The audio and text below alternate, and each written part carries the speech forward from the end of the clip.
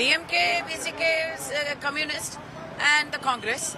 All of them belong to the ilk where their entire strategy, their entire political game is to criticize any government machinery that they don't run. If they don't have the powers, if anybody does anything that is actually good for the nation, they will criticize it. So there's no point in talking about that. Right now, I have two words to say to DMK. Sour grapes. They wished they were in power. They've been booted out of power summarily in Tamil Nadu. So all they can cry is sour grapes. All they can do is accuse the governor, accuse BJP, which has nothing to do with this Tamil Nadu situation. I have nothing else to say. As far as the crisis itself is concerned, it's not a crisis. Who said it's a crisis? The Congress says it's a crisis. Why? Because they are in crisis.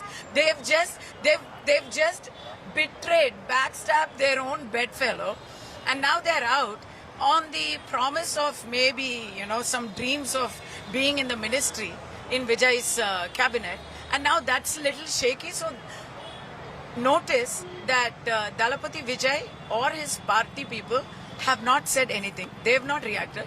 The Congress is overreacting. So do you think the governor's actions is right in his part to do that, to say that you prove your majority and then we'll let you take oath? Is that a right position to take?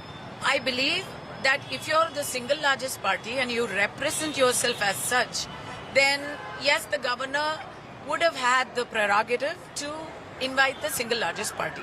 However, Mr. Vijay and his team of insiders went and met the governor with the Congress's support letter. So what you're doing is you're identifying yourself as a coalition government which doesn't have the required majority. How does that work?